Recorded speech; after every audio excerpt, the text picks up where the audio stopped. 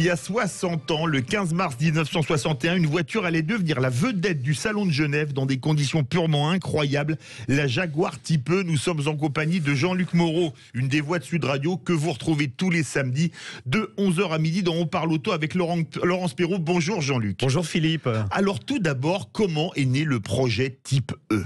Alors le projet Type E, c'est quelque chose d'absolument incroyable. On va se replacer à l'époque, souvenez-vous, les voitures qui roulaient, elles roulaient, la voiture de Monsieur Tout-le-Monde, elle roulait à 110, 120 km/h. On avait des autos, quand elles dépassaient 60 chevaux, c'était déjà pas mal. Alors on avait quand même quelques monstres sacrés qui existaient déjà. Et puis Jaguar est arrivé avec cette idée. Alors il y a eu un précédent. Jaguar a gagné 5 fois les 24 heures du Mans, avec un moteur qui s'appelait le XK, qui était un 6 cylindres en ligne. Ils ont fait ensuite un modèle de route qui s'appelait la XK 120. Pourquoi ? Parce qu'elle atteignait 120 miles par heure, donc c'était déjà très rapide pour l'époque. Et ils ont carrément recréé une voiture de A à Z, la Type E. La Type E, c'est un avion qui va sur la route. Et quand je dis un avion, ça roule, je vous disais 120 pour la voiture de Monsieur Tout-le-Monde. Elle a été présentée 265 chevaux, 240 km/h. À l'époque, c'était un ovni simplement. Et puis surtout, une ligne absolument époustouflante. Parce qu'esthétiquement, c'est une voiture qui est totalement révolutionnaire. Mais complètement, en fait, elle a été créée par un ingénieur aéronautique qui s'appelait Malcolm Sawyer. Mais quand on lui pose la question, est-ce que vous avez cherché à faire une belle voiture ? Il dit non, pas du tout. J'ai cherché à faire une voiture efficace. Comme quoi, l'efficacité et la beauté, ça va souvent de pair. Et même Enzo Ferrari, qui faisait rarement des compliments quand même sur les concurrents, a dit, en parlant du coupé Type E, c'est la plus belle voiture du monde. Alors, quand Enzo Ferrari vante la concurrence, c'est vrai que ça veut tout dire.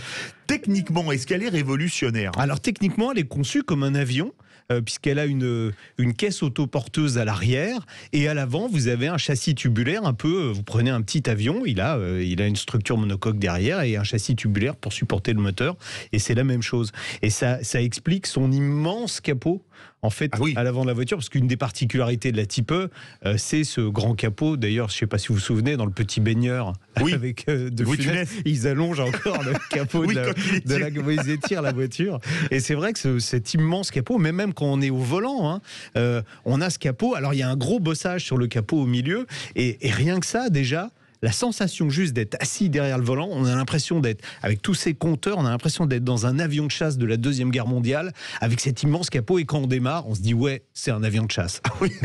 Alors, elle est présentée le 15 mars 1961 à Genève. Pouvez-vous nous raconter les conditions du voyage ? C'est un conte de fées, écoutez bien ça. Elle est incroyable, parce que cette voiture, quand elle a été annoncée, évidemment, la presse voulait l'essayer, donc les journalistes anglais ont eu le privilège de l'essayer, et ils ont un peu tardé à rendre la voiture, et en fait, la voiture a dû partir. Le coupé a dû partir au Salon de Genève la veille. Donc c'est le responsable de la communication de Jaguar, qui est un ancien pilote, qui a pris la route. Il a emmené la voiture à Genève, où elle devait être présentée à 16h, il est arrivé à 15h30. Ils ont juste eu le temps de laver la voiture.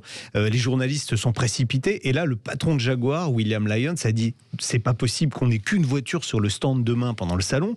Parce que déjà, tout le monde est agglutiné autour de la voiture. Si jamais on n'a qu'une voiture, ça va être l'émeute. Donc, faites venir tout de suite une deuxième voiture de Coventry. Je vous rappelle que c'est pas tout près. C'est au nord de Londres. Voilà. Et surtout. Mais pas 10 km au nord. Voilà. Et surtout, à l'époque, il n'y a pas le tunnel sous la Manche.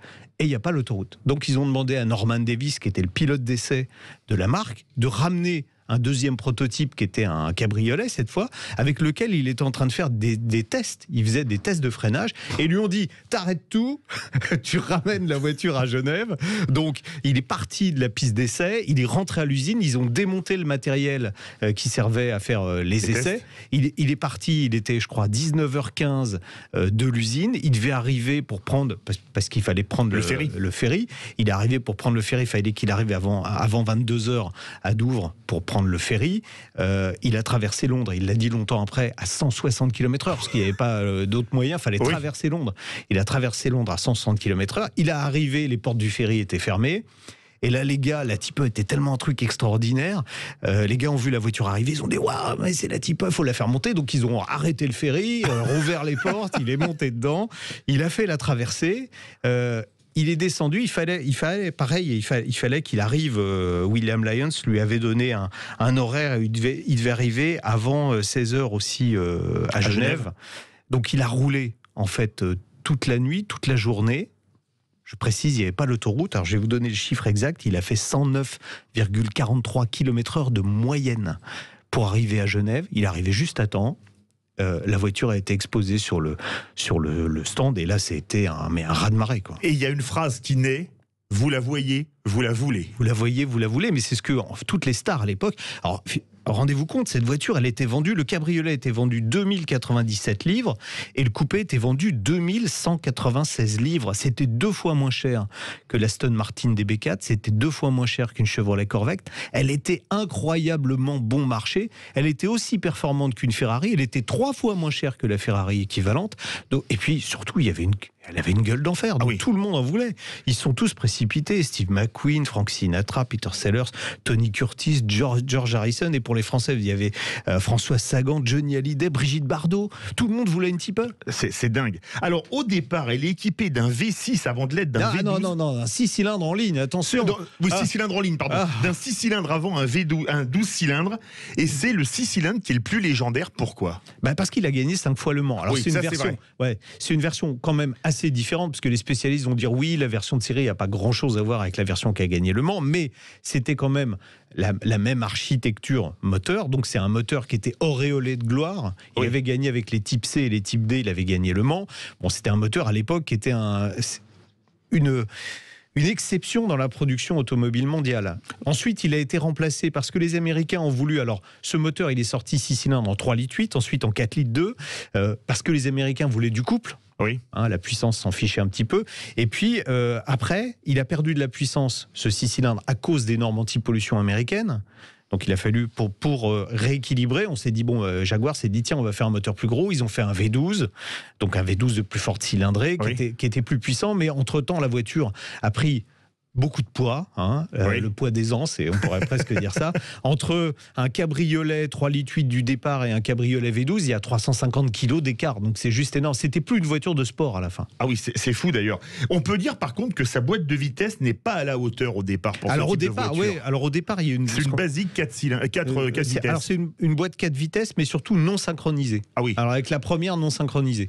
Donc c'était une boîte MOS qui était montée sur cette voiture, et ensuite quand la 4,2 litres arrive, il y a une boîte toujours 4 rapports, mais avec une première synchronisée faite par Jaguar, et c'est beaucoup plus facile à utiliser. Mais alors, le fait qu'elle soit pas peu chère pour une voiture de ce standing, la production va exploser. Elle va être produite à 72 584 exemplaires pendant les 14 années de production. Oui, la première année, 6600.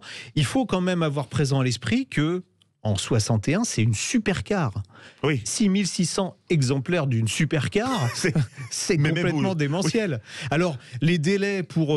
d'ailleurs, il y a des petites histoires en parallèle. Les délais pour fournir la voiture c'était allongé considérablement parce que tout le monde en voulait, et tout le monde en voulait, y compris les productions cinématographiques. Donc James Bond, ils avaient dit il roulera un petit peu. Et en fait, Jaguar leur a dit non, vous êtes gentils, on n'arrive pas à livrer les clients, on va pas vous filer une voiture pour James Bond. Donc c'est pour ça qu'il a roulé en Aston Martin. Au départ, il aurait dû rouler en Jaguar Type E. C'est complètement fou. En fait, c'était pas Monsieur Tout le Monde qui pouvait se la payer, mais quelqu'un qui avait de l'argent pouvait se la payer. Oui. C'était parce que vu les livres de l'époque, on ne sait pas trop combien ça fait en euros aujourd'hui, mais c'est une voiture littéralement low cost pour une voiture de c'était du low cost, enfin des performances extraordinaires pour un prix qui était somme toute assez incroyable. Il y a 60 ans naissait une voiture de légende. Je pense qu'en voiture, on a à peu près tout vu et tout fait aujourd'hui. Oui, mais tout le monde reconnaîtra une Type E. Oui. C'est ça Mais est-ce que vous pouvez imaginer, vous qui êtes un des plus éminents connaisseurs de voitures, Jean-Luc Moreau, qu'une voiture avec une forme aussi novatrice, aussi légendaire, pourrait redébarquer dans le paysage automobile mondial dans les mois ou les années à venir? C'est plus possible. Il y a quelques modèles comme ça. Il y a la DS qui était pareil, un ovni quand elle est apparue. Aujourd'hui, les normes sont tellement strictes et imposent tellement de contraintes aux concepteurs des voitures qu'on ne pourra plus avoir une vraie révolution comme ça. Parce que vous êtes obligé d'avoir un capot à telle hauteur pour la protection des piétons. Voilà. Quand vous respectez tout ça, vous ne pouvez plus avoir l'originalité qu'il y avait à l'époque. C'est pas possible. Jean-Luc Moreau, la Jaguar, elle était anglaise. Coventry, c'est en Angleterre. Oui. On se fait un petit saut à Liverpool à la même époque. Ah oui. C'est parti.